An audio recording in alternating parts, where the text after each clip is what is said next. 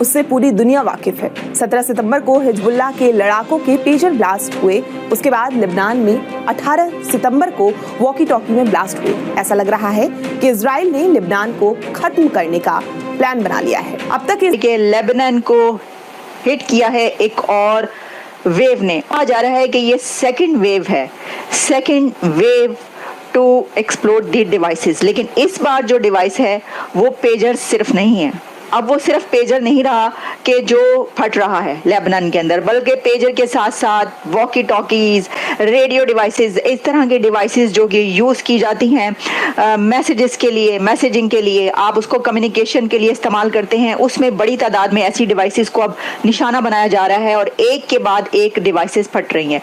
Lebanon के अंदर आपने सुना होगा एक जो स्टोरी डेवलप हुआ ये है कि हिजबुल्ला जो जिसे कहते हैं ना, जो पेजर्स जो थे वो इस्तेमाल किए जाते थे, हिजबुल्ला के लोग इस्तेमाल करते थे और वो कल एक बड़ी तादाद में फटने शुरू हो गए। बल्कि वो नई डिवाइसेस, हैंड हेल्ड जो कम्युनिकेशन डिवाइसेस थी वो भी आज जो है वो बैरूत के अंदर जो है वो फटनी शुरू होगी, जिसकी वजह से काफ़ी ज़्यादा जो है वो एक शोर मच गया है। एक ऐसे लग रहा है कि जैसे मुस्लिम दुनिया को ये महसूस होना शुरू हो गया है कि उन्होंने कभी साइंस एंड टेक्नोलॉजी में, साइंस एंड डेवलपमेंट में, रिसर्च एंड डेवलपमेंट में जो पैसा नहीं लगाया वो आज पता चल रहा है। कल फटे पेजर, अब पता लग रहा है कि वॉकी टॉकी भी फट गया, पता लगा पेन ड्राइव भी फट गया, पता लगा कि टेलीफोन जो लैंडलाइन है जिसको आप हैक नहीं कर सकते वो भी फट गया, सोलर पैनल भी फट गया। इतना कुछ वहां पे हो गया है दोस्तों कि जो हिजबुल्लाह वाले हैं वो सख्ते में आ गए। वो कह रहे हैं यार ये हो क्या रहा है।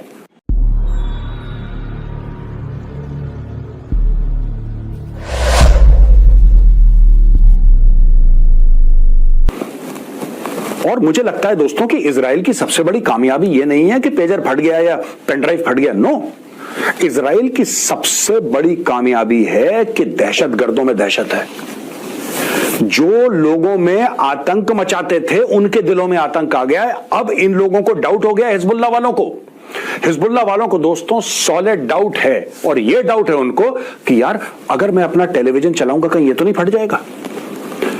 अगर मैं बाथरूम गया और मैं सिंहासन पे बैठा कहीं वो ना फट जाए। वॉशिंग मशीन का बटन दबाया, पता लगा अंदर जांघिया बनियान है वो फट जाए। कुछ भी फट सकता है यार, फट भी रहा है। तो ये जब सब कुछ फट रहा है लेबनान में, अब ये कह रहे हैं कि यार अगली चीज क्या फटेगी। तो इससे क्या है कि हिजबुल्लाह को हो गया डाउट। वहां पे ईरान और हिजबुल्लाह कह रहे हैं जिहाद फी सबीलिल्लाह, हम जिहाद करेंगे।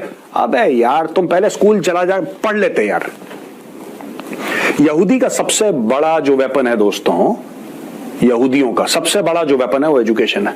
सबसे ज्यादा पीएचडी वो प्रोड्यूस करते हैं। तुम गए नहीं, तुम स्कूल ही नहीं गए, तुमने बोला जिहाद फ्याद ये करना, वो उसने एक बटन दबाया तेल अवीव से, तुम्हारे यहां पे बिलो द बेल्ट, ऑपरेशन का भी नाम था बिलो द बेल्ट, बेल्ट के नीचे तुमने पेजर टांगा था, ले गया वो सब कुछ। कि साइंस एंड टेक्नोलॉजी में किस तरह जिसे वो कहते हैं ना एक पैसा ना लगाने से, साइंस एंड टेक्नोलॉजी में पैसा ना लगाने से क्या नुकसान हो सकते हैं। मेरा ख्याल है आज मुसलमानों को इस चीज़ का एहसास जो है वो हो गया है। ये मेरी एक असेसमेंट है और आई विश कि पाकिस्तान कितना इस हवाले से कमज़ोर है, इंडिया कितना कमज़ोर है, क्योंकि सारे के सारे जितने मुल्क हैं हम तो डिपेंडेंट ही वेस्ट के ऊपर हैं। अब सुनने में आता है कि ये जो पेजर डिवाइसेस थी बेसिकली तो ये वियतनाम ताइवान के अंदर बनी।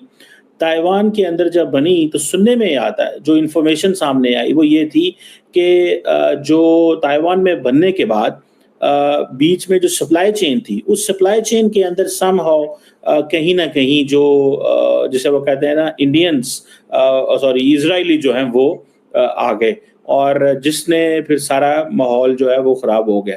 अब देखें कि ये जो कुछ हुआ है लेबनान के अंदर, इसमें आम बंदे को तो समझ नहीं आएगी कि क्या हुआ। ठीक है कि लिथियम बैटरीज जो थी वो फट गई, किसी को कहा कि स्मॉल प्लास्टिक एक्सप्लोजिव है वो फट गया। इजराइल की जो स्पाई एजेंसियां मोसाद वो सारी की सारी सप्लाई चेन में कैसे घुस गई किसी को पता ही नहीं है। ठीक है, और ये जो पेजर्स हैं ताइवान की जो मैन्युफैक्चर्ड कंपनी है, इसको बोलते हैं गोल्ड पोलो, इस कंपनी ने बनाई, जबकि ये बनाए जो ये उसकी थी, और जबकि ये प्रोड्यूस जो है वो हंगरी का एक पार्टनर था, ये उसने की सारी।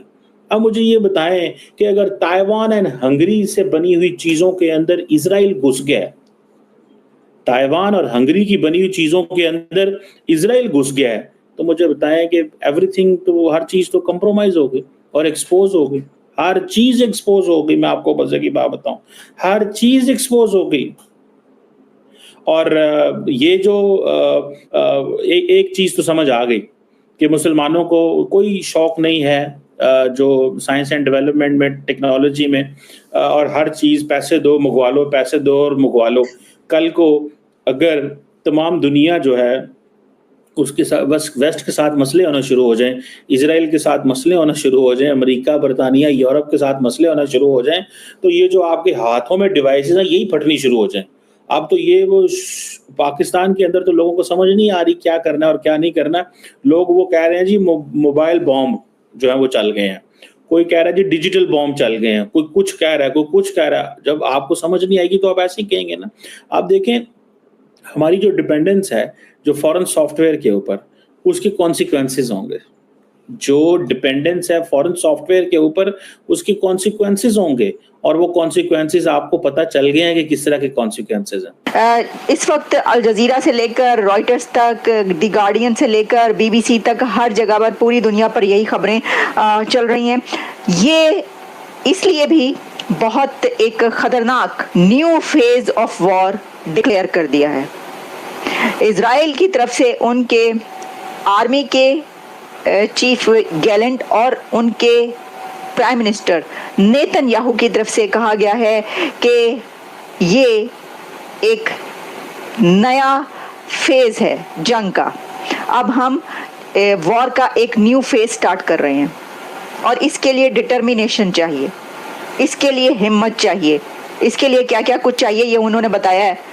तो ये इसकी वजह से कहा जा रहा है कि इजराइल और लेबनान के बीच ये जो कॉन्फ्लिक्ट है ये वाइडर होता चला जा रहा है, और अब ये बहुत बढ़ गया। लेकिन इसके अंदर सबसे पहले तो ये बात सुन लें कि 4450 जो सेकेंड वेव जो स्टार्ट हुई है, जिसके अंदर ये डिवाइसेस एक्सप्लोड की जा रही हैं, उसके अंदर 450 लोग जख्मी हुए हैं, और तकरीबन जो 20 के करीब है वो कहा जा रहा है मारे गए हैं।